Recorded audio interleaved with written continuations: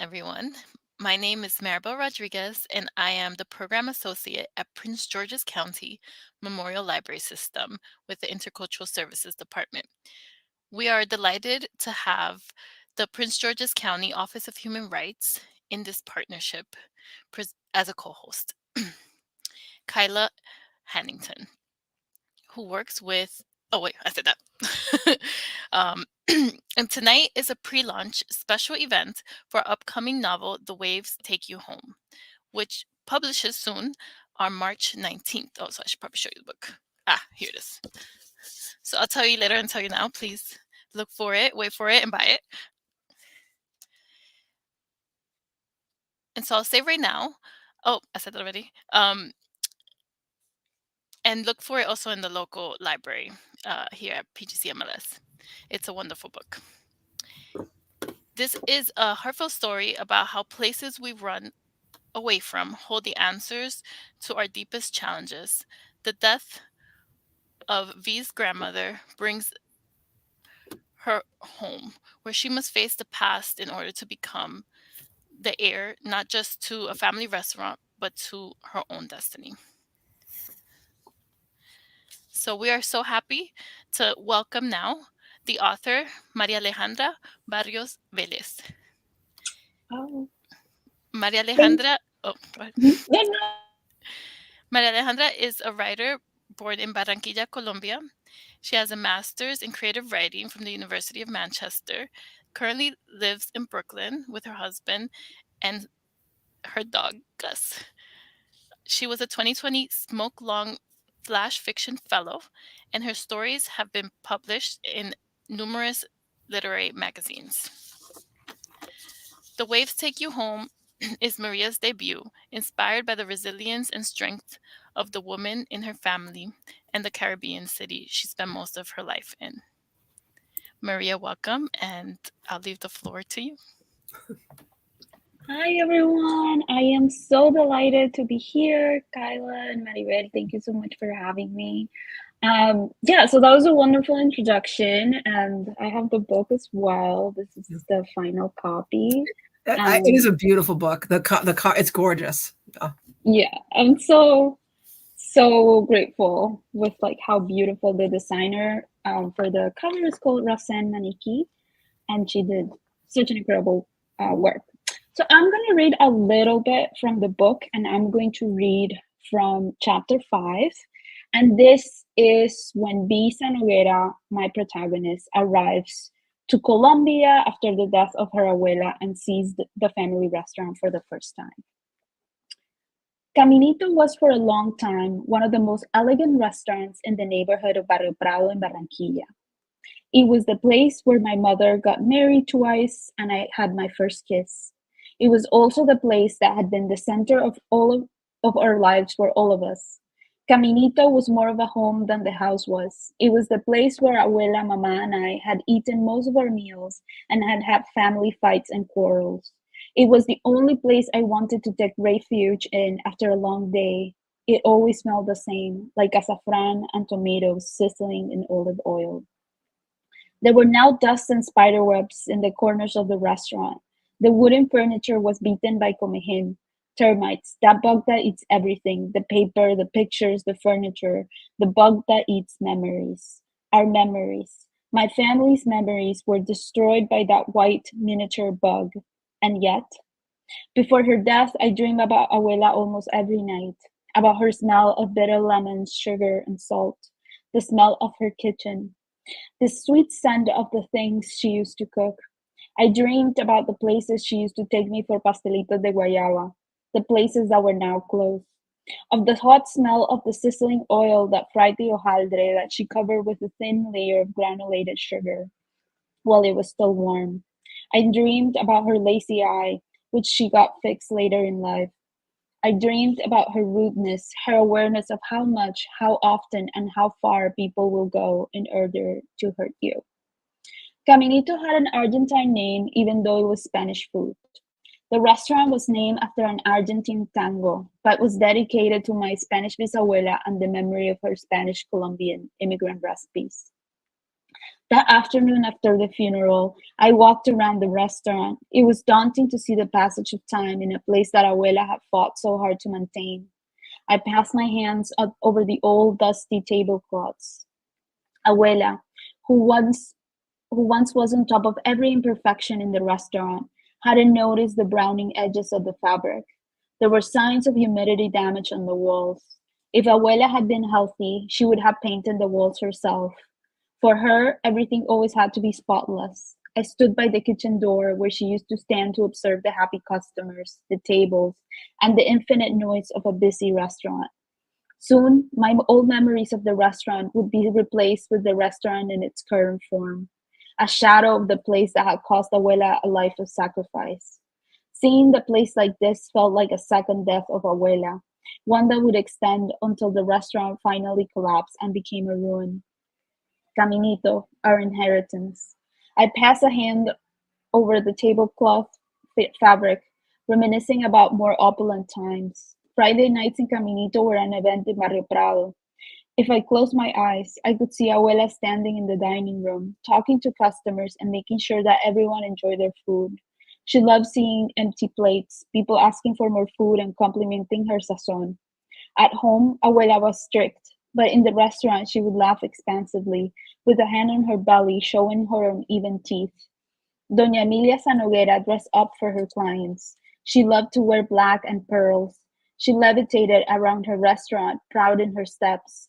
Her way of bringing joy to the customer was through coquetas, good olive oil, fresh bread, and plenty of red wine.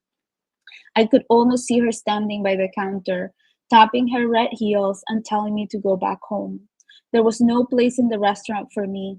I needed to study. I needed to be better than the women in my family had ever been. Because, in her words, she was just a cook, but I could be anything I wanted. Thank you. Thank you so much. Thank you. It really is it's a beautiful appearing book. I'm really glad you held up the cover for people to see. It's amazing. And it's beautifully written. There were some parts like I started quoting and then I stopped because I was like, I'm just going to read her book back to her. And she doesn't necessarily want to hear that. But just in the very beginning, you have like Liam from the first moment felt like home in a city that constantly felt like all other homes were occupied. I just love that. And it was my phone weighed in my hands like a grenade, but I didn't know whether to toss it or let it explode. So it was just beautifully written. And I have many questions, but I was hoping you could actually start us off if we could just go back maybe like before the book and just talk to us about your writing journey, because this is your debut and like, how did you get here? Yeah, definitely. So we were chatting about short stories. Most of my life I've been a short story writer. Even like when I was a teenager, I used to write short stories and publish them on MySpace. So many people, if there's like younger members in the audience, they might not know what MySpace was. So it's like a platform before Instagram, before Facebook. And it's kind of like the same. And then, so I would post my stories there and I would start getting like comments and people like interacting with the work.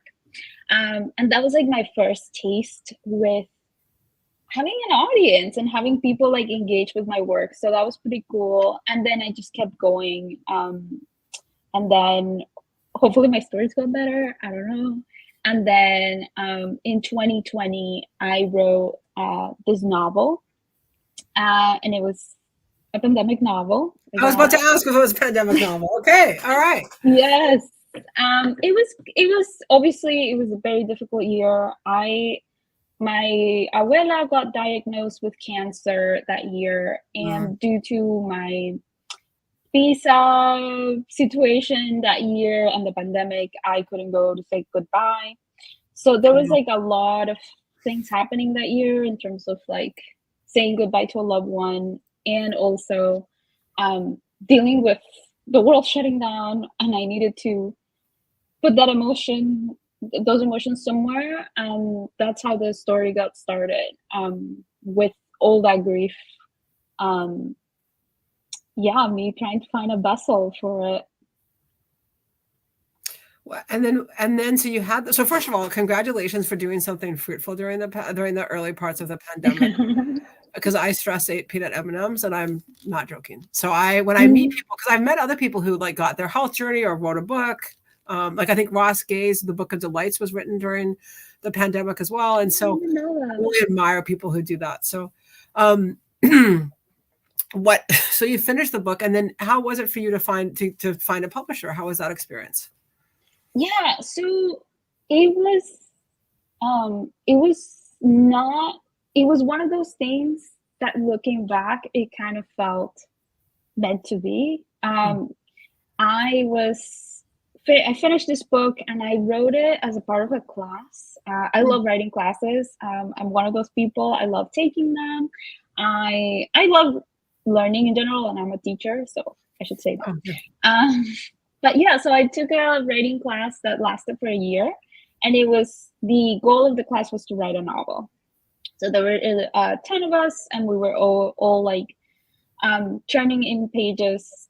I think couple of times that year and getting feedback.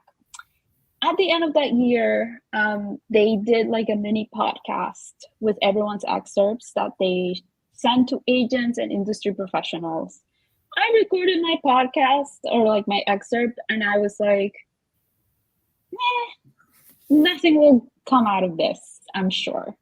I forget about it because I was like, that's how detached I was from the outcome, and I was busy trying to make because I am a short story writer primarily.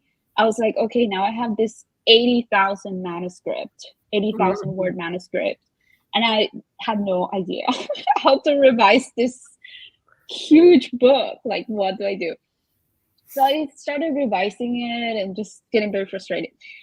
And in the meantime, I got an email from an agent months later, and she was like, I heard your excerpt and I loved it. Do you have a novel? And I was like, Wow. I do. And we got to talking.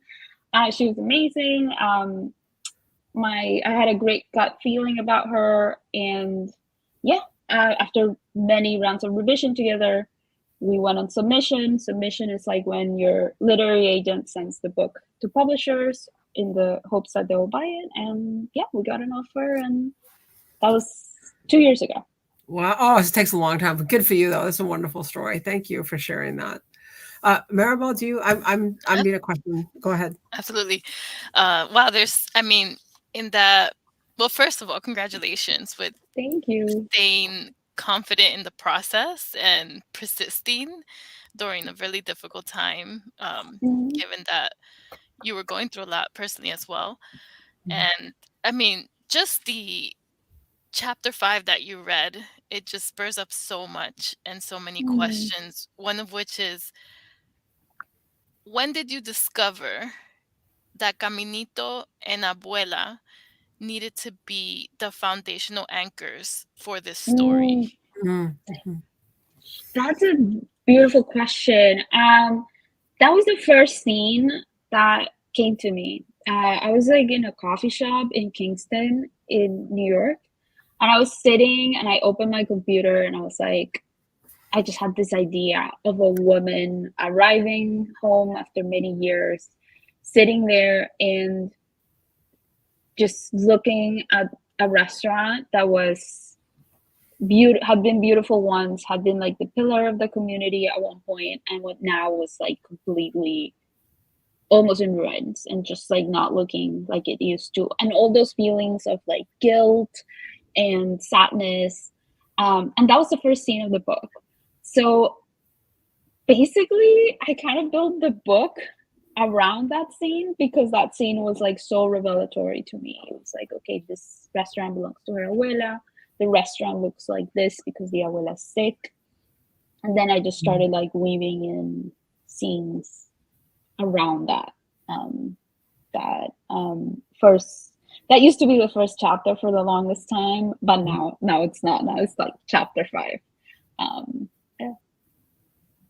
Thank you. That's beautiful. There were so many moments, I think, when you spoke and during the book, where I personally felt like I had been a character in the story as well.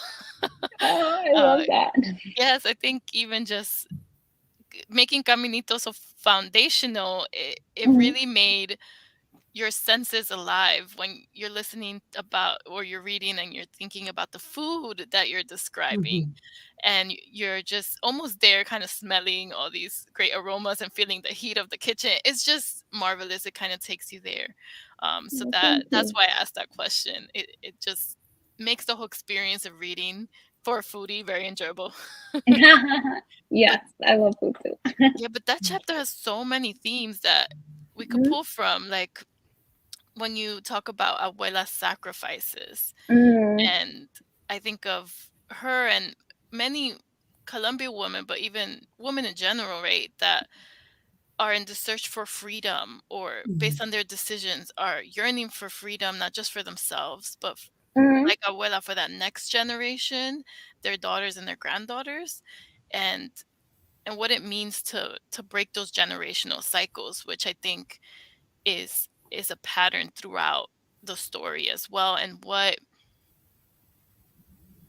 does it mean to you, w- to break those generational cycles, and how do you hope other young women or teen girls, when they see this, read this book, can take away from that? That's such a wonderful question as well. One of my most important things when writing this book was to reflect on the role of the matriarch and Mhm. honestly to my upbringing as well. I grew up surrounded by women. Like I was raised by my grandma, my great grandma, my mom, my aunts. That was like basically my childhood. And it's a very particular way to grow up in the sense that it's beautiful, it's so nurturing. There's no one that loves you in the world like these women when you're like growing up in this tight circle. But there's also a lot. There's like a lot of warnings, a lot of advice, a lot of like they just want the best for you, if that makes sense. But in that end, sometimes like once you grow up, you're like, oh, I actually don't know if this life is the one that my ancestors wanted for me, or is if it's the one that I want. So Mm. it can be a little confusing. So I wanted to portray this dichotomy on this book, but I also was very interested in the relationships amongst women and what gets passed down, and like how do we examine that? Like how do we wake up one day and we're like, huh, maybe this belief I have around relationships, maybe I know why my grandma grew up telling me that, like examining her Mhm. relationships and stuff. But maybe that doesn't apply to me. Or maybe I could question that. Maybe I could build something better for myself. And also like, but not only stopping on that, just also like developing compassion for Mhm. our ancestors as well, because they had different life circumstances sometimes than we do. That's great. I love that. I sorry, Maribel. No, just gonna say that's beautiful, Mm. Kyla.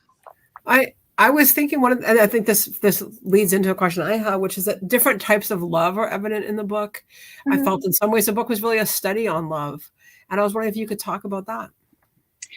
Yeah, so there is a couple of types of love. There is family love, and I would say that that's the main one in the book. The one amongst the family. So mainly it's grandmother, daughter, so B's mom, which is another relationship that is also very important in the book, and then B. So the love between those three is very important. And then there is also a love triangle.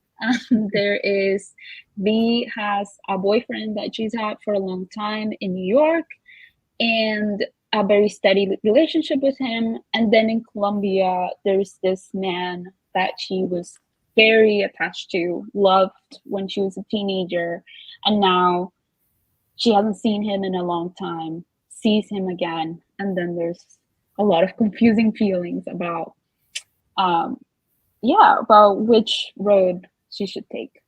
Mhm. Well, I felt that it was I felt that it was just very warm. It was a very warm story. And I'm gonna ask, I know Maribel, I'm gonna ask one more question, then I'll give it over to you. Um, I want to take it back to food though. Maribel talked about some food, and I have a Mhm. couple. Actually, I said one question, but I'm going to sneak in two. I have two food questions. I'm probably going to mispronounce this, so I apologize in advance. I'm going to give No, up my no best shot. worries. But you talk about this food, pastelas, Mhm. pastelas, and at one point you write all that inheritance in one dish.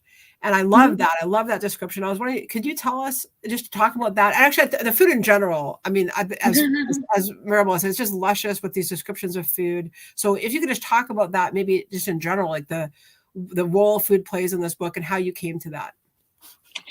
Absolutely. So the food that's in the book is the food that I grew up eating.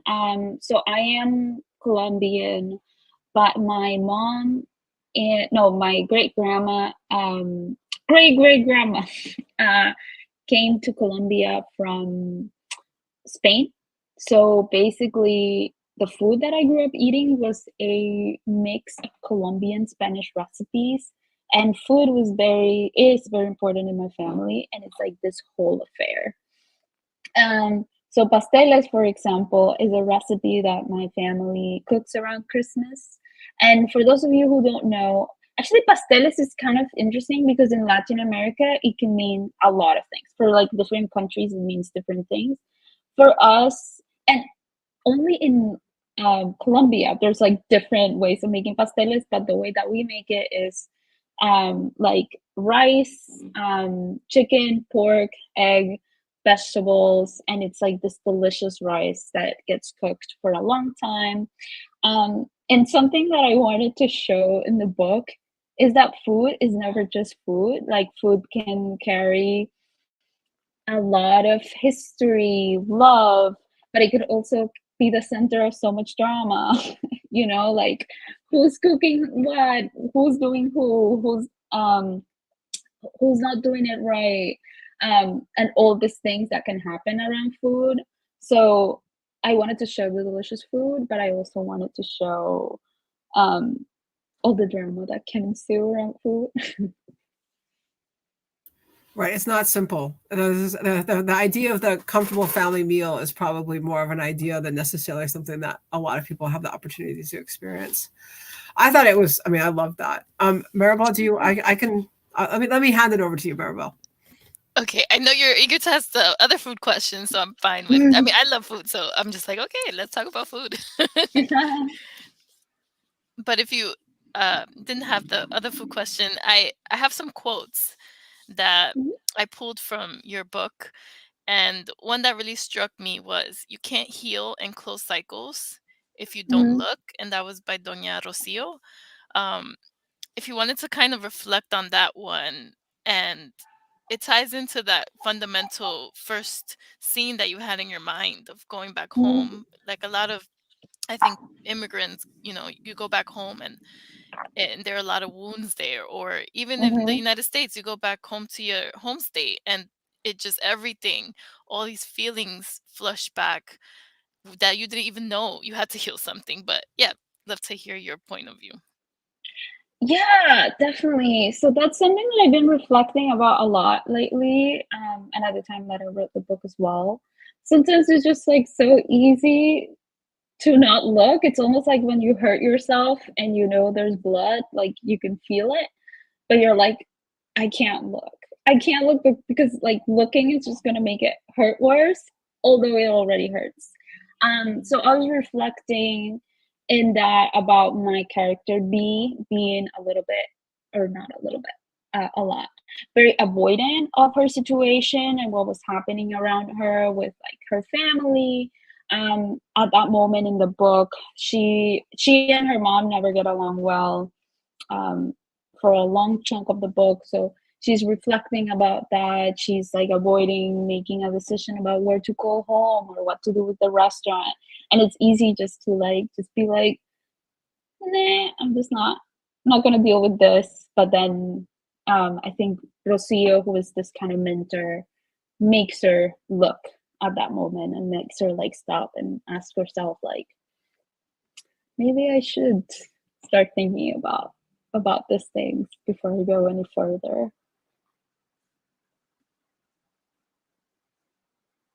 Beautiful. I also think Rafa and Liam were a big part of that moment, right? where she has this wound from having hurt Rafa in the first part of the story, where she Mhm. mentions her love and him having hurt her by not, well, I won't tell you the whole book, but you got to read it to find out. There's a lot of hurt with that as well. And the whole Mhm. time I'm just like, stop avoiding it, but I'm also resonating, like I would totally do the same thing, right? It's so relatable to not wanting to confront a situation straight on. Um and for a lot of reasons, going back to that protection that came from being part of this really strong uh, female family, the Mhm. matriarchy, it I could see how that led to her indecision, because she learned all her life to protect herself and to make the Mhm. best choice, and that could leave you with just so much anxiety over that decision. Um, Mhm. but yeah, probably like you were saying in the beginning, um, having a more your purpose or your goal is for people to have as a basis from her situation, for everyone else to have a more examined life. Mhm. Let's see. I have one more question and I'll pass it on to Kyla. Um, in the story, she was kind of forced to break a glass ceiling, Mhm. V, and go to the United States to follow her one of her dreams. But she would have just been fine also staying home and being a very young wife, which I would say Mhm. happens. I know when I went back to Colombia, it happened. Some of my friends got married really young. And well, in your life, what has been a glass ceiling that you have broken, or examples in your life that you're really proud of females, especially women in your life, that they have broken glass ceilings before? Oh my God, that is such a beautiful question. So many. So my family, there's so many women that have done amazing things. Like my mom is a business owner. She has like a business with like a lot of people that work with her, and she's like a boss woman. Which is amazing, and it was like something very incredible to grow up around. I am also an immigrant. I'm a different kind of immigrant than B. I didn't come here to study to the US to study. I came here and got a work visa as a writer 6 years ago. Um, and all immigration stories are so different. But yeah, that led me to write my short stories and to write my book and build a life here. And it hasn't been easy, although I've been blessed with a great community, so many great opportunities. But yeah, I would say that that was my moment of breaking the glass ceiling. I will continue to do so because I think it is immigration. It's a process.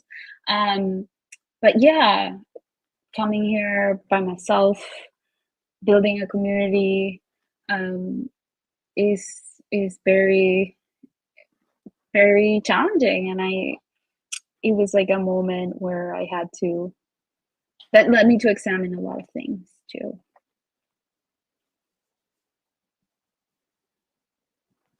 Thank you for that, Kyla. Right.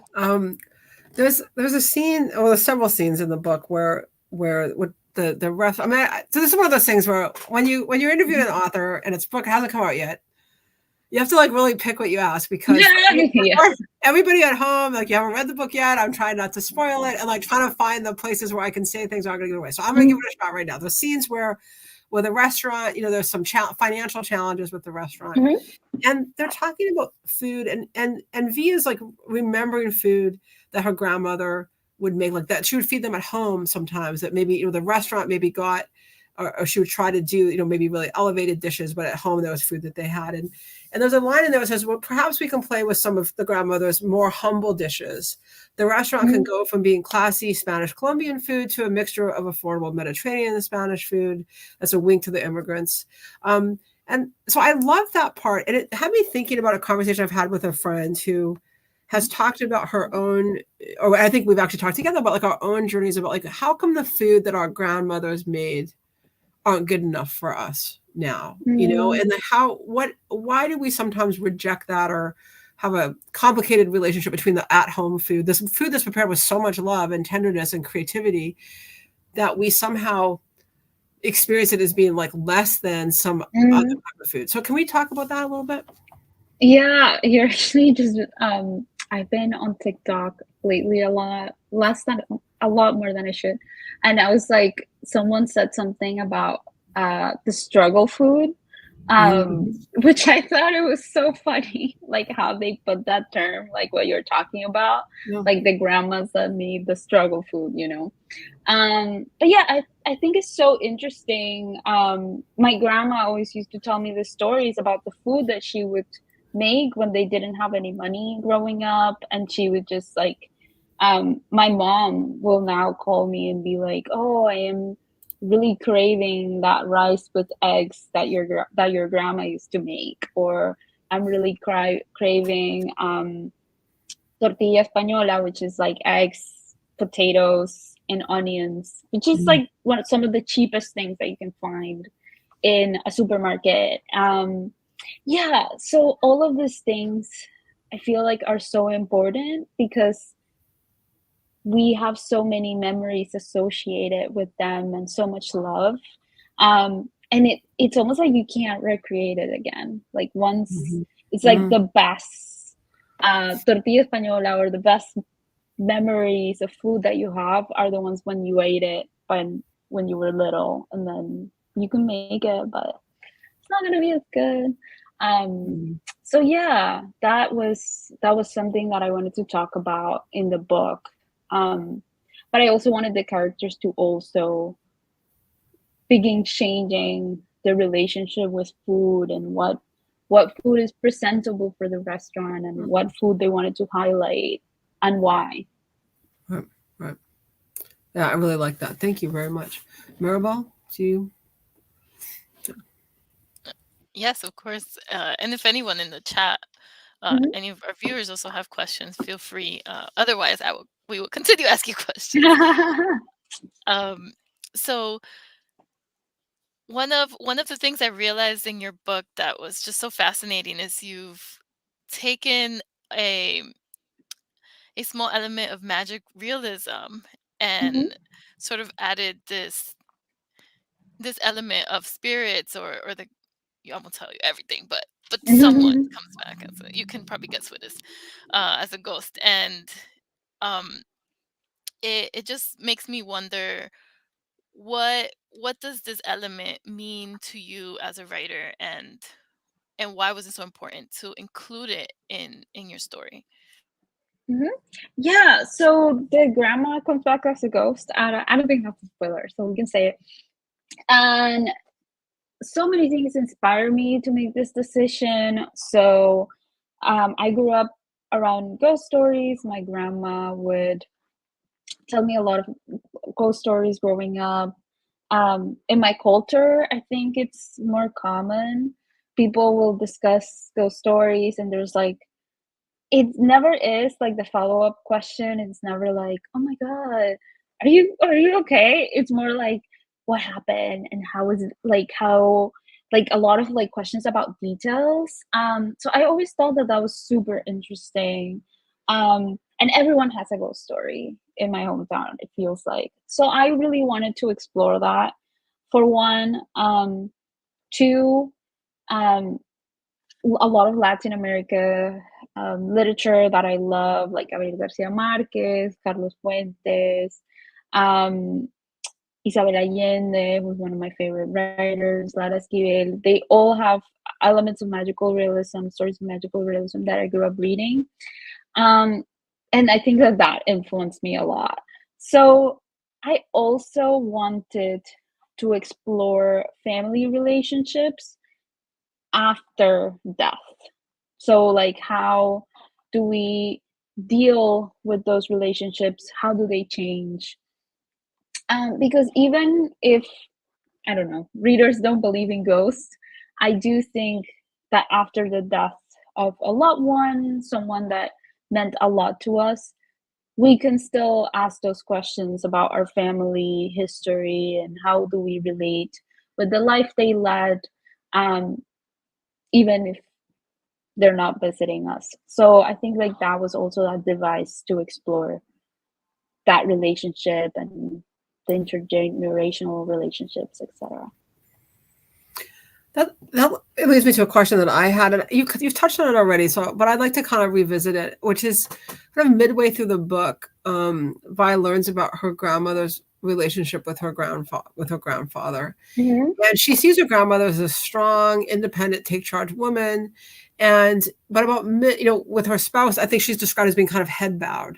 And Mm-hmm. as a reader, you get to this part, you're about midway through the book, and you're thinking, okay, well, the grandmother's decision for the main character, it makes sense. I think you said Mm-hmm. earlier, like having compassion for, and I love that, because that, I think, for everyone listening, I'm guessing that's sometimes something we struggle with, to have compassion for the people who went before us, especially if they guided us in directions we didn't like, or they were harsh to us.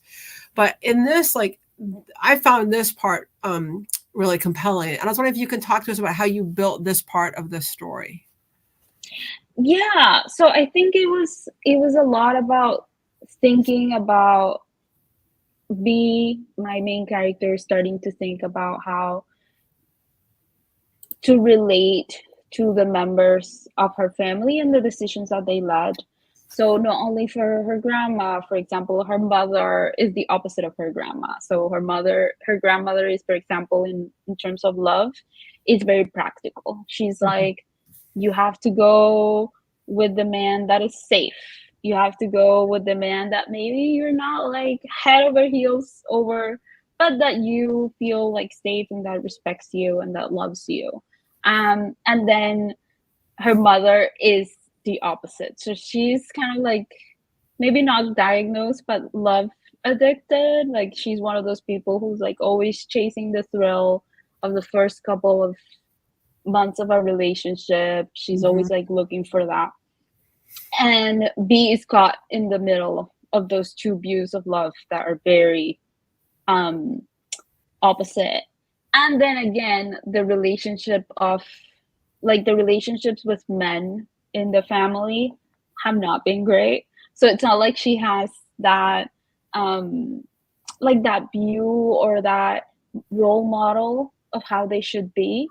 um but yeah, I think like for me it was big to show how those things like get passed down, and what was my character going to do about it. Like how Mm-hmm. was she going to build her view around love, and or more than build, because I think that we're building our views about love from when we're very little. Mm-hmm. How was she gonna question it, and what was she gonna do about it? Yeah, and I think that's part of we talked earlier about this, how to me this book was such a study on love, and this is part of that, and and as you said, the compassion for people. We do have 2 questions from audience members, which I'm going to share now, and then Maribel, I'm going to give it back to you. So first of all, this one came in kind of early. You may have touched on it, but I'm going to put it up here. This is from Ms. Vivian, one of the library's super fans, and we love it when she comes out to our events. And Ms. Vivian has wondered, why did you write this book? Oh, hi, Miss Vivian. Nice to meet you. I wrote this book for many reasons. I am going to be um, selfish, and I'm going to say that I wrote it for me. First and foremost, I wanted to show myself that I could do it, that I could write a book. So I was like very used to short stories, and like, could I even write a whole thing? I don't know. I wrote it to explore my own ideas about family history and showcase my hometown, the Caribbean, and then also my interests. I think that that's an advice that Toni Morrison gave, like write the book that you want to read. Mm-hmm. And I was just like, that whole year that I was writing that first draft, that was in my head. I was like, I love ghost stories. I love intergenerational relationships. I love food and food narratives. Like, for example, like Weather for Chocolate by Laura Esquivel is one of my favorite books. Yeah, and I love books that reflect on home. So Mm-hmm. I was like, I have to write a book about this. So yeah, I would say that I wrote it thinking about all those elements. That's great. Thank you. And I've got one more, and then Maribel, I'll hand it back. We have one from Nestor, also a colleague at the library, who's saying, what is the biggest non-literary inspiration in your writing? That's a great question. So I would have to say, oh, I'm just starting to sound like a record, a broken record.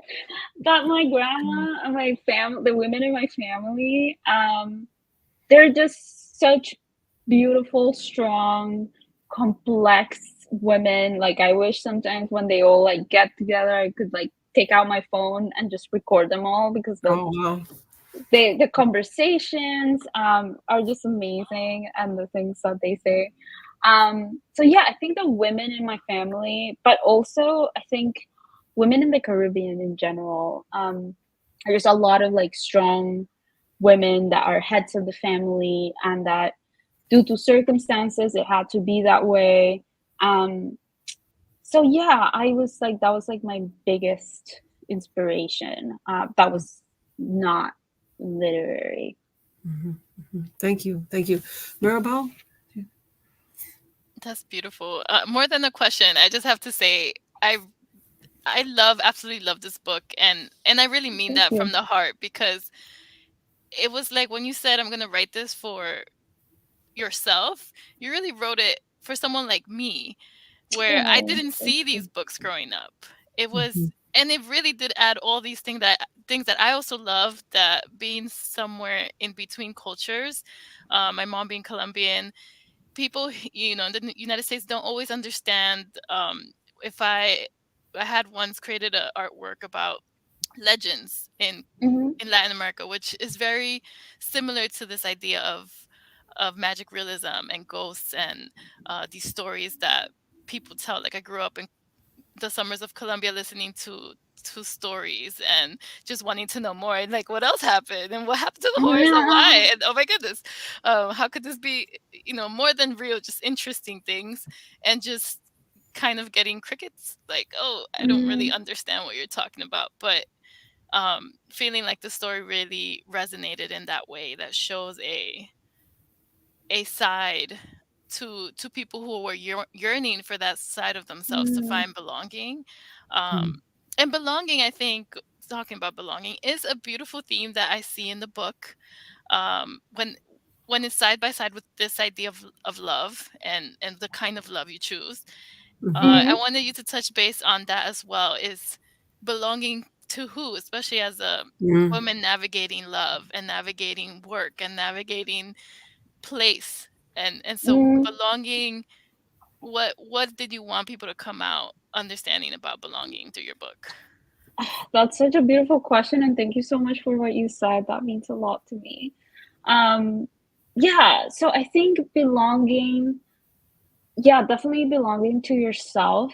When I was writing this book, I was thinking a lot about choices, about how sometimes um, it's not necessarily like you can't make the wrong choice necessarily. Like you are making the choice that you believe in, that you trust, and that is like gonna lead you on a different path. And that's it. So I was really thinking about that, and I wanted my character to make a decision that was empowered, and for her for her to belong also meant finally choosing and hearing her own voice. Like something that is a big theme on the book is love over fear. Mm-hmm. Because there is like all these generations of women that are fearing for the next one. There's like all these warnings and all this like, oh, don't do this, or don't choose this person, or no, um, or you go here, you do this. But it's because they love them and they think that that's the best. And I wanted my character to go on a journey where she was like finally being like, um, I am choosing to do something, and that's okay. Like it's gonna be great. So yeah.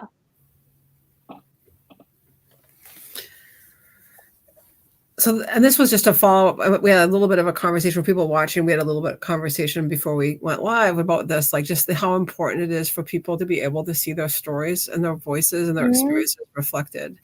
And so this, I mean, for me to get to kind of eavesdrop in on that conversation a little bit, like, again, like just that profound gratitude for you bringing this story out and sharing it, so people like me get to experience something beautiful and that's maybe new, and get involved in new worlds and new experiences. And that's so for Maribel to see her experiences and her family stories reflected, like it's just huge for everybody.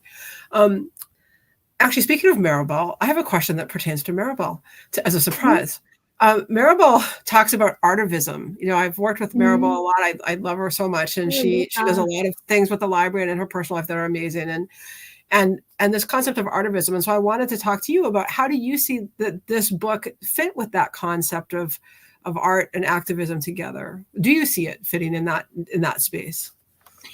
Absolutely, I do. I think, well, first of all, from the cover alone, a brown, like a dark brown Latina woman with curly hair.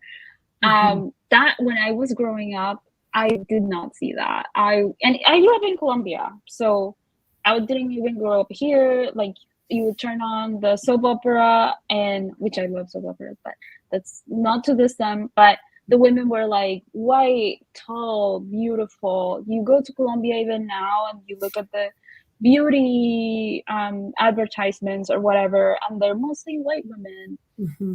So it is like a very sad thing to grow up being like, oh, I don't really see myself, like, Hmm. not even in my country. Like, I see myself everywhere because like the people in the Caribbean look like me, but I don't see myself in like the love stories or in this narratives.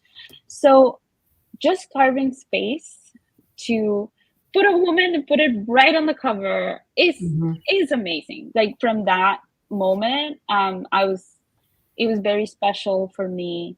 Hmm. But then also in terms of the book, um, being able to tell the story that I wanted to tell and carving a space for it, it's all. I think um, that is also great because people are able to connect and people are able to like have their own experiences and with the book, and maybe, who knows, maybe they'll be encouraged to like write their own or tell a story about their family in the art that they choose, like through photographs or art or um, food, whatever art that they practice. So I do think it's huge, and I also, luckily, it is changing. Like, there's so many amazing books coming out by writers of color, and that just fills me with joy. Yeah. Awesome. Thank you so much.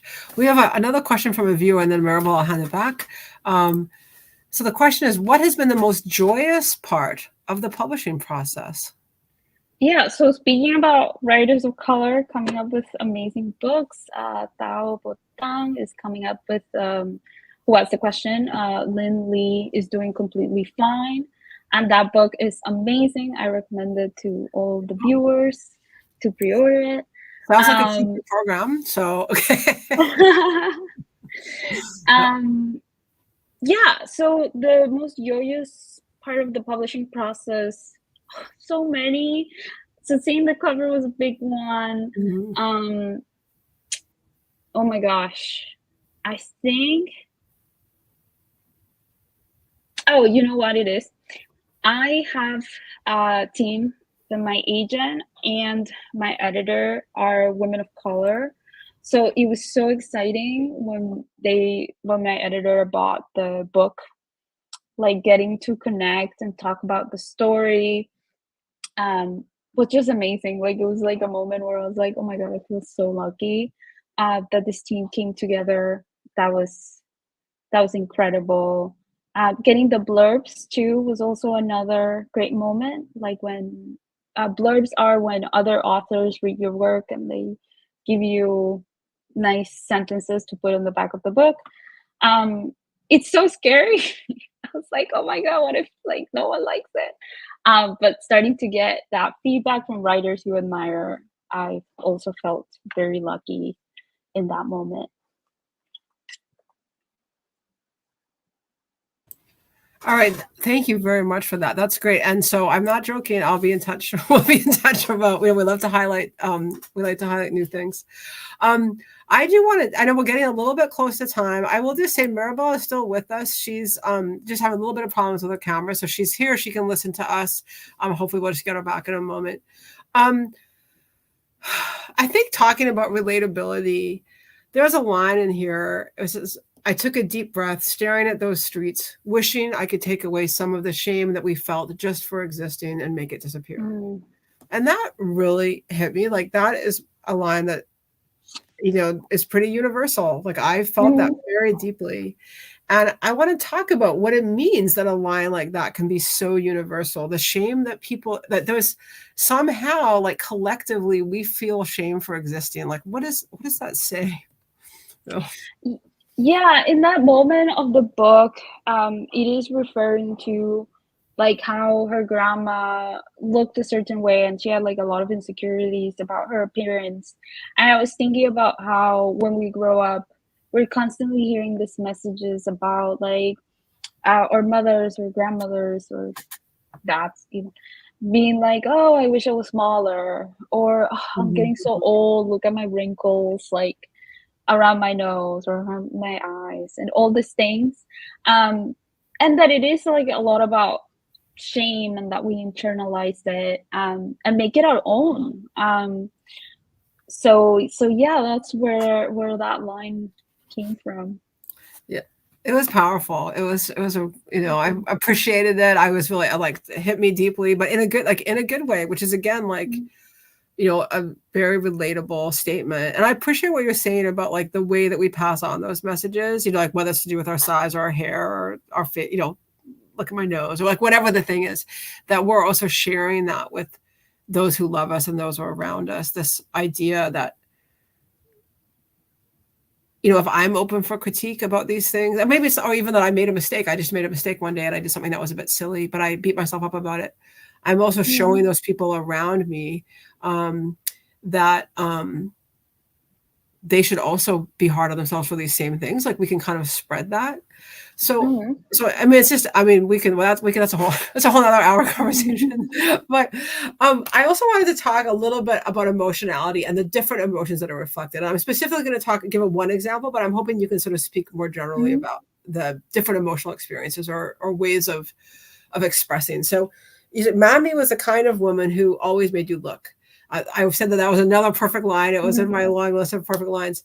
So I'm interested in the scene at the funeral where I've heard other people talk about a relative or a friend who sort of like takes up all the air in the room. Like they feel, so therefore like they're emoted all over the place. So therefore I don't get to, and it made them feel like there was not space for them. And so seeing that kind of feeling expressed by the main character in this book was really interesting to me. And I wonder if you can take us through the experience that Vi is having with her mother. And then, as I said before, maybe just these different emotional archetypes that you have in the story. Absolutely. So this is a very emotional book. The character is coming back home, feeling a lot of guilt because she didn't get to say goodbye to her grandmother. So that is not only guilt, it's one of the worst feelings too, which is regret. And then the mother, who she doesn't get along with, is like, well, I was here, what were you doing? So then there is also that like that those feelings there of like anger and sadness, yes, because it is true, the mother was there and she wasn't. And then there's like a scene towards the start of the book about the going to the funeral of her grandmother and the mom just like taking all the space, crying the loudest, just like being the protagonist of a funeral. And there shouldn't be, you know, the only protagonist in the funeral should be the person who died. So it is very frustrating for her. And she feels like even maybe like the memory of the grandma is being disrespected, etc. So there is like the anger towards the mother, regret, and also just sheer annoyance. She's just like, oh my god, can she just stop? Um, so yeah, there's a lot going on there. But I also wanted to reflect how when it's people that we love, they can annoy us the most. Like those relationships, like with mother daughters or family relationships. Sometimes I'm like, people are like, "Oh, I love you so much," but there's no one on earth that irritates me as much as you do. So yeah, that was like a scene that was speaking on that. Mm-hmm, mm-hmm. Thank you very much. Maribel, did you want to ask, or almost out of time, do you have a question to kind of close this out? I do actually. Based on what you said last about these feelings that come up, and I think it's worse when we don't trust ourselves. And on Mhm. page 303, um, Abuela mentions to V about, let's see if I find it, about trusting her own instincts Mhm. and just how important that is, and how it's so difficult for a lot of us to do that. What would you say about that piece of trusting your own instincts, especially in the face of these difficult emotions of going back to a place that brings up almost the worst in us, or doesn't Mm-hmm. always treat us well? Yeah, I think it's a practice, and a practice that I feel like in my life I'm trying to implement. Um, because there is so much like in our family lineage and how we grow up that we're like, oh, maybe instincts are not a great thing, or my own voice. Like the book talks a lot about like my own voice and like what I think and what sounds right to me that might not sound right to others, right? And B is learning to listen to herself, which can be so hard because there's a lot of conflicting opinions. Everyone has an opinion on how people should live life.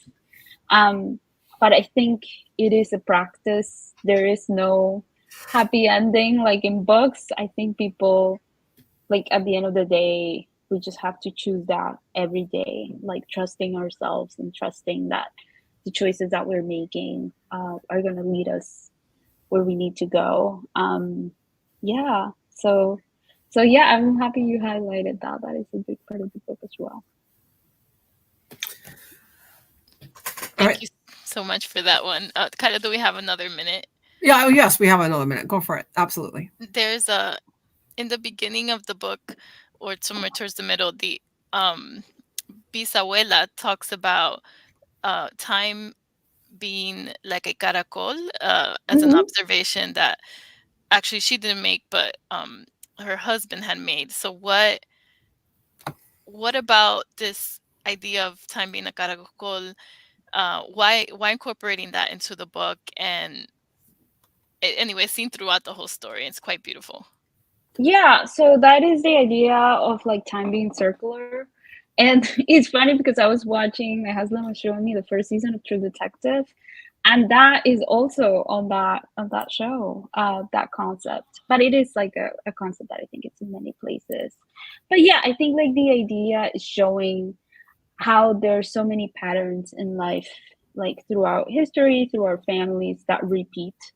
And also like my character realizing that there's a lot of patterns that are repeating in her life, and just her being like, how is she gonna use that information, um and that how like that is gonna make, like, set her on a path.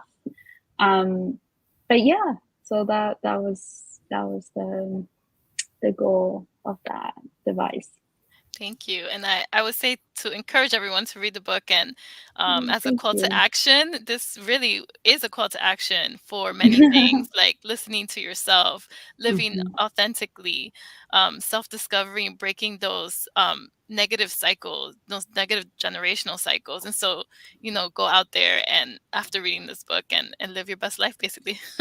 I love that. Oh, and thank you. Yeah, this has been absolutely wonderful. And Maribel's correct for people who haven't had the chance to read it yet. And it does come out on Tuesday, the 19th, right? That's Tuesday. Yes. You can pre-order it right now and you'll get it from your favorite independent bookstore early next week. And you can also put it on hold at the library system, and hopefully, and if your library system doesn't have it, you can ask them to get it in. I do know that our local library system, who's partnering with us for this event, is getting at least one copy in, so you should be able to get it from them hopefully very soon after it comes out. This is an absolutely wonderful book. I hope for everybody listening, you're getting a glimpse into it, and we do invite you to read it and let us know what you think. We have a lot more events coming up, some in partnership with the library, some on our own. We encourage you to go to our website at civilrights.mypgc.us. And also please visit the library, pgcmls.info. They have 1,000 events every day. That is not actual factual, so don't get mad at them if it's not quite 1,000, but they have a lot, and they're doing all kinds of great work in the community, and we really want you to check them out and see what they're doing. Maria, it has been a pleasure to have you. Thank you so much. I'm so excited for Tuesday. I hope your launch event is wonderful, and congratulations on this wonderful book. Thank you so much. This was wonderful. Right. Good night, everybody. Good night.